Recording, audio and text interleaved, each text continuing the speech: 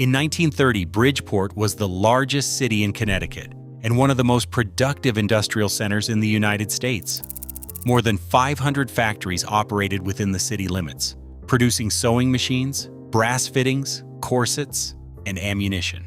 Population peaked at 147,000 in 1950, with another 50,000 commuting in daily for factory work. Today, the factories are mostly empty shells, and Bridgeport has the highest poverty rate of any city in Connecticut. This is the rise and fall of America's forgotten industrial capital, and the exposed mechanics of how an entire city's economy simply disappears. Long before the clang of factory bells or the rush of commuter trains, the land at the mouth of the Pequannock River belonged to the Paugussett people. For centuries, they fished the tidal estuary and cultivated the low, fertile ground where fresh water met the salt of Long Island Sound. The river's deep natural channel allowed dugout canoes and, later, colonial sloops to reach inland settlements, shaping the first patterns of trade and settlement. By the late 1600s, English colonists had established the small farming village of Stratfield on these banks, but it was the harbor itself that set the area apart. The deep, sheltered inlet gave ships protection from storms and easy access to the larger markets of New York and Boston. Early town records describe the harbor as a place of safe anchorage, fit for vessels of considerable draft, a rare advantage along Connecticut's jagged coast. As the 18th century drew to a close, the settlement began to outgrow its agricultural roots. In 1800, the construction of a wooden drawbridge across the Pequannock was not just a practical improvement. It gave the town its new name, Bridgeport. The bridge connected the east and west banks, linking scattered farms and wharves into a single community. The name change, recorded in the town meeting minutes that year, reflected a shift from rural outpost to harbor town, poised for something larger.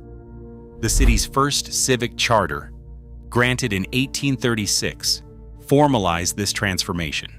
The charter text, preserved in the state archives, laid out the basic structure of municipal government: elected officials, defined boundaries, and the legal authority to tax, pave, and police. At the time of incorporation, Bridgeport counted fewer than 4,000 residents, but the harbor's capacity for deep water shipping had already attracted shipbuilders, traders, and craftsmen.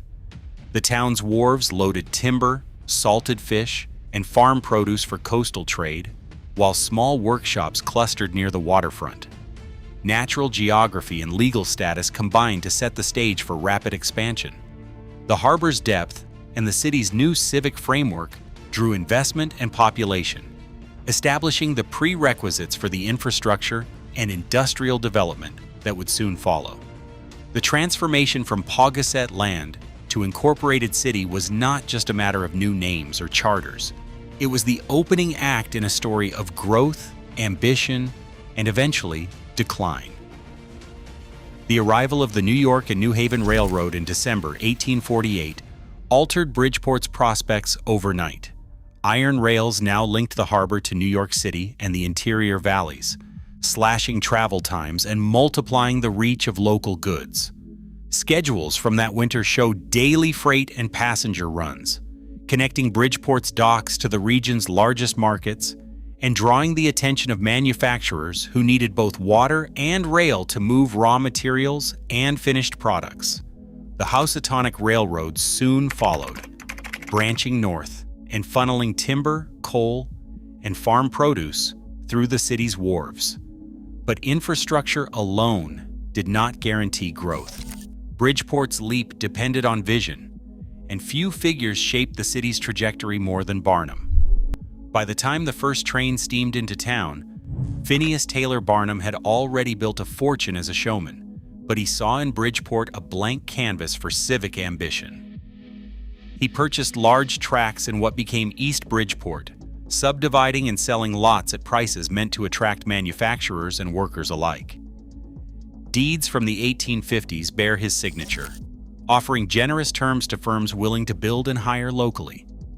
Barnum's strategy was deliberate: combine cheap, accessible land with new rail connections and the harbor's deep-water access to create a magnet for industry. His investments extended beyond real estate. In 1878, Barnum founded Bridgeport Hospital, the city's first, and provided the seed money for its construction. That same year, he donated over 30 acres of shoreline to create Seaside Park, working with Frederick Law Olmsted to design a public space that would serve both workers and families. Barnum's gifts were not acts of charity alone. They were calculated to make Bridgeport attractive to skilled labor, entrepreneurs, and outside capital. City records from the late 19th century show a steady rise in factory permits and population, much of it concentrated near the new rail lines and the East Bridgeport development. The combination of infrastructure and civic boosterism proved decisive. By the 1860s, Bridgeport's population had tripled from its days before the railroad. The strategic siting of factories close to both the harbor and the rail yards set the pattern for the city's industrial core. Barnum's blend of spectacle and pragmatism, paired with the transformative effect of the railroad, established the conditions for Bridgeport's industrial takeoff. The city's natural advantages were now amplified by man-made connections and a civic blueprint that prioritized growth, setting the stage for the era of mass production and labor migration that would define Bridgeport for the next century. In 1853, Allen B. Wilson and Nathaniel Wheeler founded Wheeler and Wilson, launching Bridgeport's first large-scale factory on East Main Street. Their sewing machines, powered by a patented rotary hook and a 4-motion feed, set new standards for speed and reliability. Patent filings from the 1850s and the 1860s document a steady stream of technical improvements, each one pushing production higher. By the 1870s, the factory's brick wings stretched the length of a city block, and the workforce had grown to over 2,000, with men machining gears and frames and women assembling and boxing finished machines. Payroll records from 1880 list names from Ireland, Germany, and later Eastern Europe, evidence of the immigrant labor that would define Bridgeport's industrial era. The plant's output climbed past 1 million machines a year by the turn of the century, shipping as far as South America and Russia. Factory blueprints preserved at the Bridgeport History Center show a 3-story complex, first driven by steam, then electrified in 1912. The scale was unprecedented for Connecticut. One product, thousands of workers, a supply chain that drew in local foundries and machine shops. The city's manufacturing census for 1900 records Wheeler and Wilson as Bridgeport's largest single employer, a model that attracted rival firms to the city's east side. In 1905, the Singer Manufacturing Company acquired Wheeler and Wilson, keeping the Bridgeport plant running under its own name. Singer's corporate reports cite 3,400 workers at the Bridgeport site by 1920, with annual output topping 2 million machines. For decades, the factory whistle set the rhythm of daily life, shift changes at dawn and dusk, a flood of workers on East Main, and the constant hum of production. A descendant of one of the early machinists recalls that you could hear the machines from blocks away. Everybody in the neighborhood either worked there or knew someone who did. This was the template for Bridgeport's industrial future, a single firm anchoring a cluster of suppliers, drawing in waves of labor and shaping the city's social and economic structure. The sewing machine boom demonstrated how one product could transform a harbor town into a manufacturing capital, laying the groundwork for the next generation of industrial giants. By the turn of the 20th century, Bridgeport had become a patchwork of factories and immigrant neighborhoods. The city's manufacturing census from 1900 lists hundreds of plants, each one a node in a dense industrial web. Remington's ammunition works dominated Boston Avenue, Bridgeport Brass stretched along Crescent, and Locomobile's automobile plant rose on Hamilton Street. Bullard Machine Tool and Warner Brothers Corset filled entire city blocks. their names stamped on pay envelopes handed out in a dozen languages. Factory directories from 1910 show more than 200 manufacturing firms in operation, producing everything from sewing machines and shell casings to corsets and turbine parts. The city's population, just 27,000 in 1880, soared to 143,000 by 1920. Over 70% of Bridgeport's residents were foreign-born or first-generation Americans, according to the 1910 census. Italians, Hungarians, Slovaks, Poles, Lithuanians, and Ukrainians arrived by the thousands, joining earlier waves of Irish and German workers. Ethnic enclaves took shape along the city's grid, with Hungarians and Slovaks in the West End, Italians on the East Side, and Poles and Lithuanians in the North End. Neighborhood maps from the era reveal a city divided not just by streets, but by language, custom, and faith. Parish churches, social halls, and corner groceries anchored each community, while factory whistles set the daily rhythm. The influx of laborers fueled Bridgeport's rise as Connecticut's largest city, but it also produced crowded tenements and sharp boundaries between old and new arrivals. Industrial output climbed in step with the city's population. Remington's cartridge lines, Bridgeport brasses, rolling mills, and Locomobile's assembly bays ran day and night, drawing on a workforce that was both skilled and transient. The scale of production, the diversity of products, and the concentration of labor made Bridgeport a national symbol of industrial might and set the conditions for the labor militancy that would soon define its public life. World War I redrew the economic map of Bridgeport almost overnight. The city's factories, already running at capacity, received war contracts on a scale never seen before. Remington UMC became the single largest supplier of small arms ammunition to the Allies, producing more than half of all cartridges used by British and French forces. Brass mills and machine shops added second and third shifts, while new arrivals filled boarding houses and crowded the city's ethnic neighborhoods. By 1915, the population had surged, and the city's industrial production was among the highest per capita in the nation. But the war boom came at a cost. 10-hour and 12-hour days became the norm, with little relief from the relentless pace. Wage gains lagged behind the soaring cost of food and rent. In July 1915, machinists at Remington UMC walked off the job, demanding an 8-hour day at the 10-hour pay rate. Within days, the strike rippled outward. Bridgeport Brass, Bullard Machine Tool, Warner Brothers Corset, and dozens of smaller shops saw their own walkouts. Factory gates stood idle as more than 12,000 workers joined picket lines, their numbers swelled by women's committees and unrecognized auxiliaries. Union minutes from that summer describe mass meetings where English, Italian, Hungarian, and Polish voices demanded the same terms, shorter hours, equal pay, and recognition of their bargaining power. The city's employers, under pressure from Washington to maintain war production, met with union delegates and the mayor in a series of tense negotiations. The scale of the stoppage, over 50 factories idled, left little room for delay.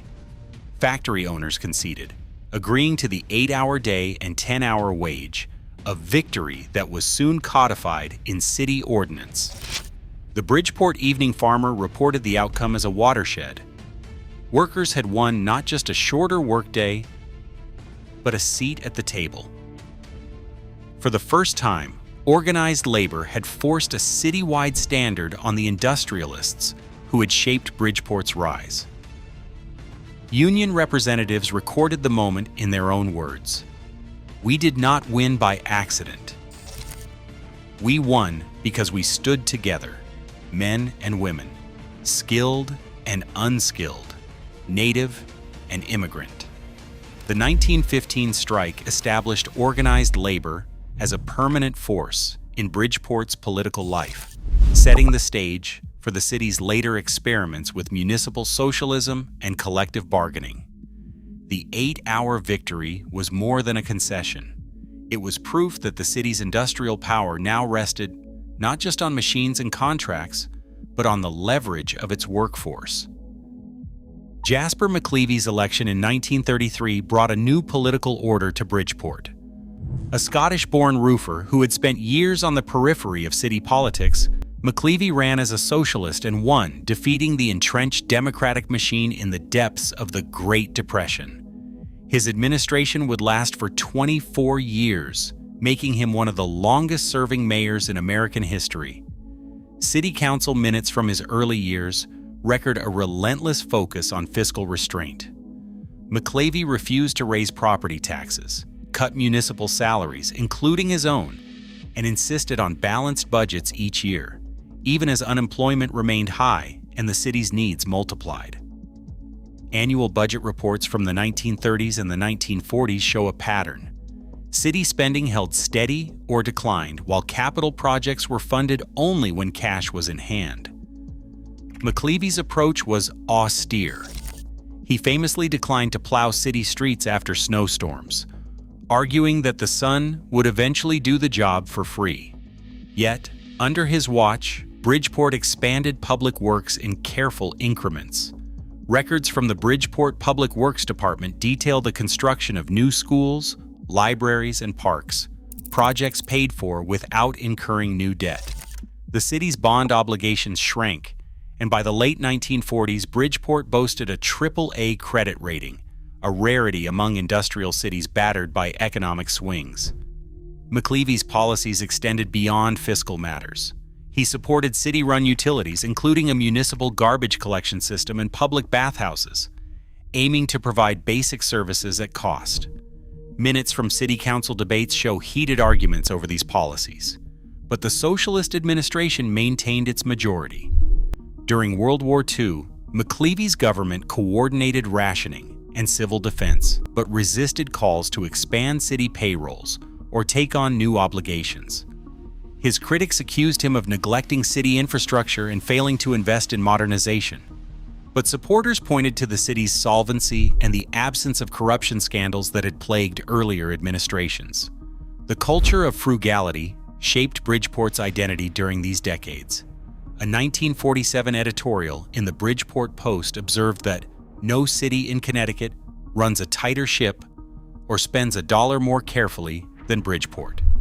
This reputation for discipline attracted praise from fiscal conservatives and drew national attention to the city's socialist experiment.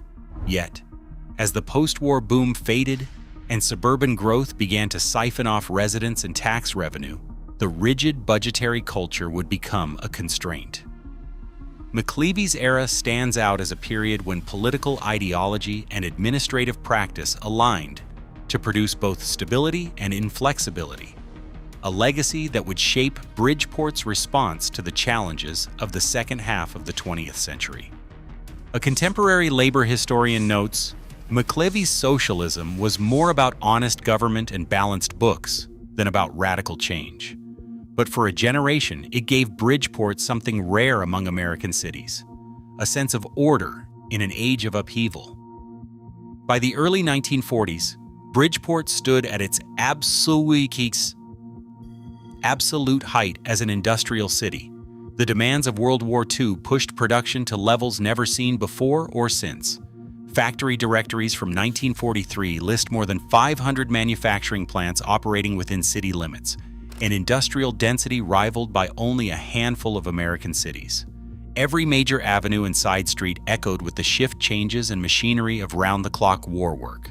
The city's population reached its peak in 1950, with the census recording 147,121 residents. This was the largest population Bridgeport would ever see, making it Connecticut's biggest city at the time. The surge was driven by wartime migration, as workers from across the Northeast and South arrived to fill jobs in the city's sprawling plants. Boarding houses overflowed, and new apartment blocks rose quickly to house the influx. Employment numbers from the era underline the scale. General Electric's Boston Avenue complex alone listed more than 9,000 workers on payroll during the war years, producing turbine generators and aircraft components. Remington Union Metallic Cartridge, occupying a 12-acre site on Boston Avenue, became the backbone of the American ammunition effort. Company records and War Department contracts confirm that Remington supplied roughly 2/3 of all small arms cartridges used by U.S. forces during World War II.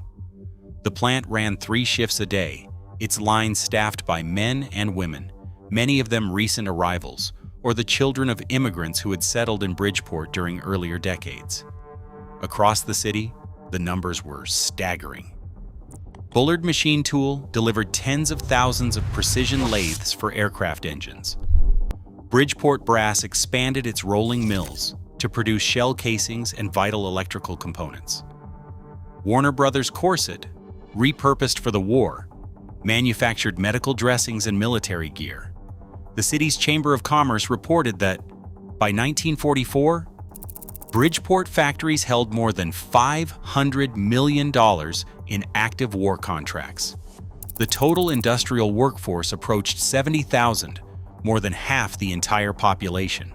Factory rosters from the period show a workforce drawn from every corner of the country and dozens of nations: Poles, Italians, Lithuanians, African Americans from the Carolinas, Puerto Ricans, and others, all working side by side at General Electric, Remington, and the city's smaller machine shops and foundries.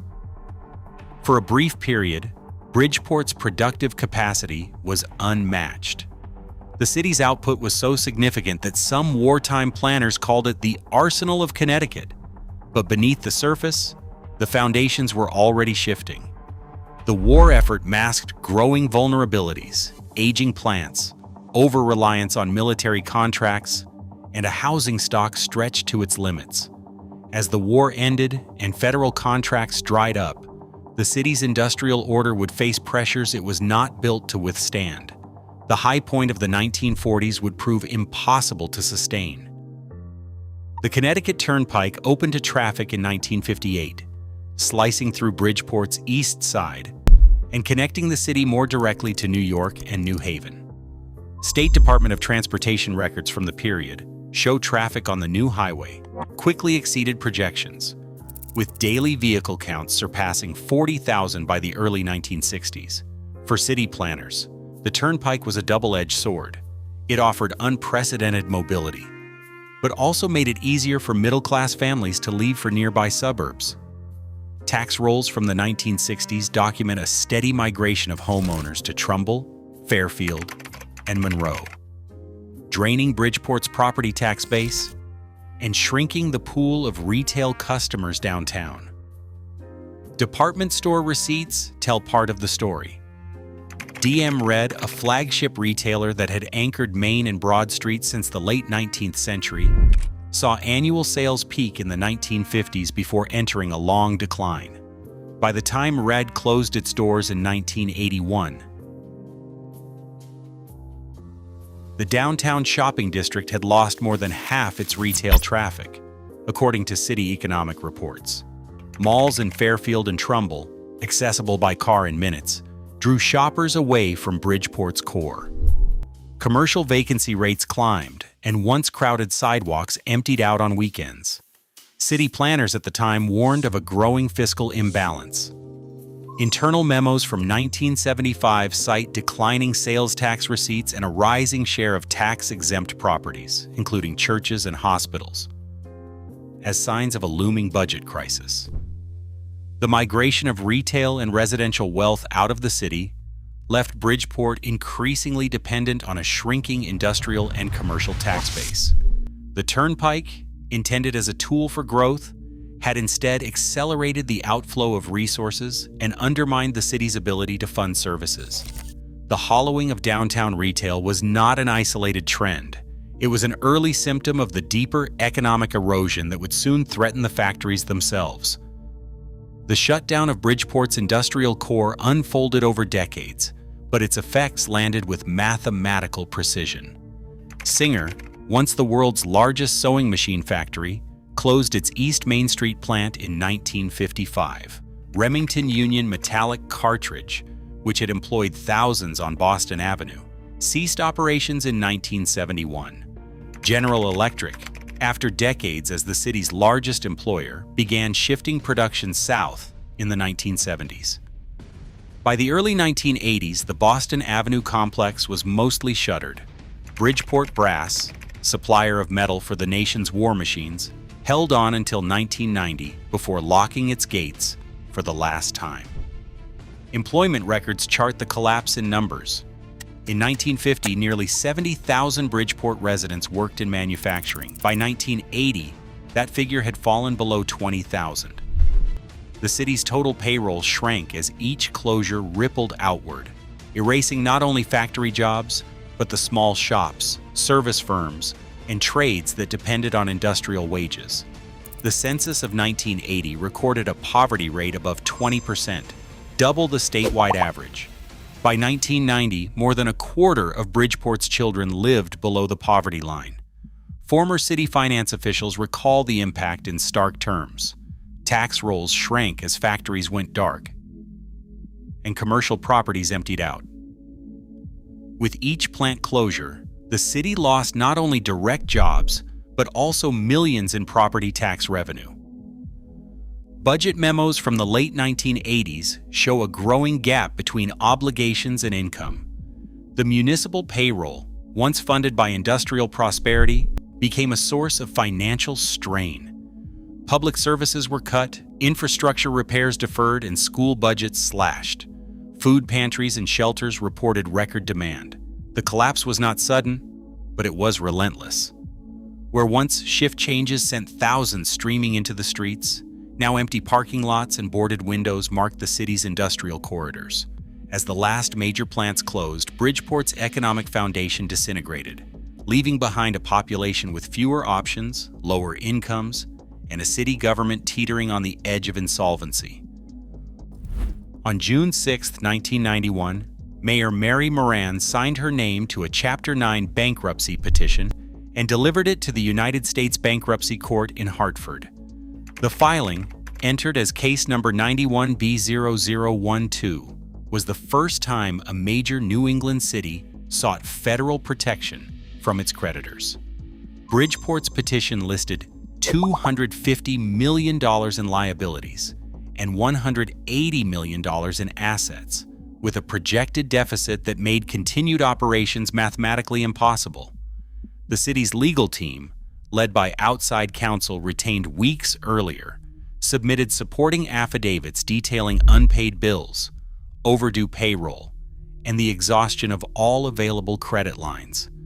Minutes from the June City Council session record a divided vote, with opponents warning of reputational damage and supporters arguing there was no alternative left. The state's response arrived swiftly.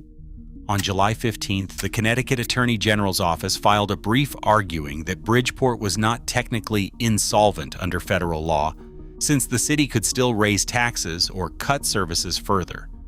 The brief cited precedent and questioned the city's calculations, suggesting that granting bankruptcy protection would set a dangerous precedent for other struggling municipalities. Court documents show that Judge Alan H.W. Schiff scheduled an expedited hearing, ordering both sides to produce detailed financial statements and legal arguments within weeks. Inside City Hall, the mood was clinical. Internal memos from the Moran papers dated May and June 1991 describe a relentless triage of city services, delayed pension payments, furloughed employees, and a freeze on all non-essential spending.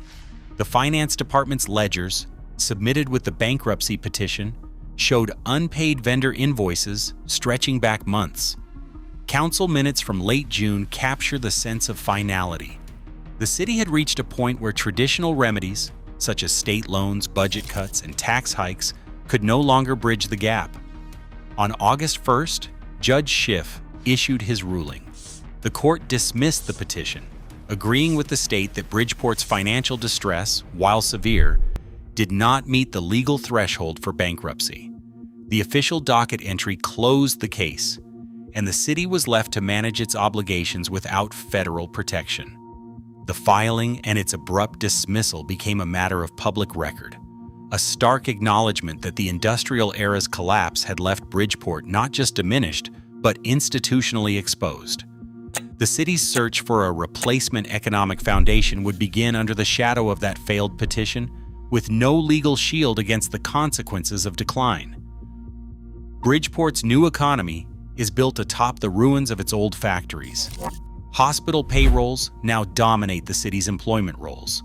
Bridgeport Hospital, once seeded by Barnum's philanthropy, reported about 4,800 employees.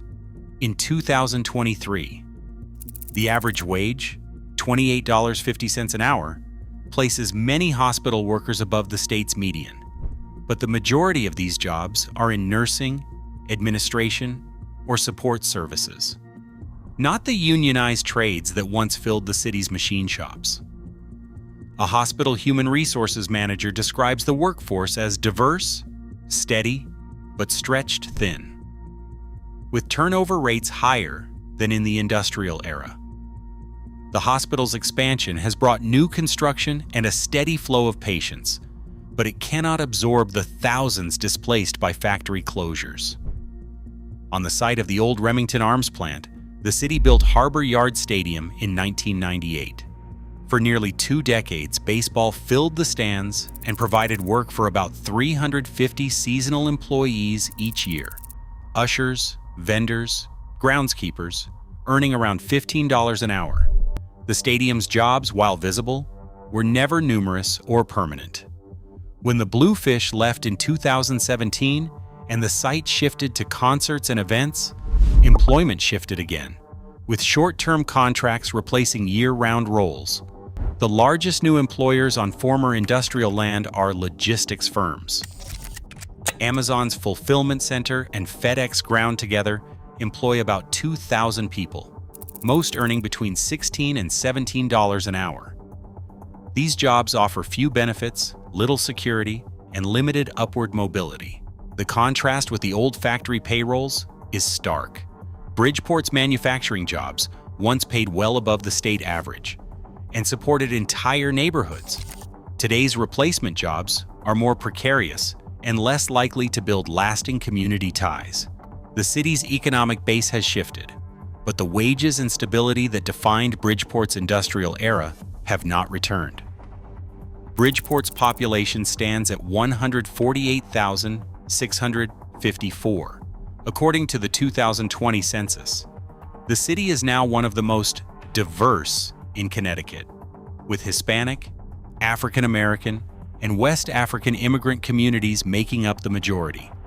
Median household income remains less than 65% of the state average, and nearly 1 in 5 residents lives below the poverty line.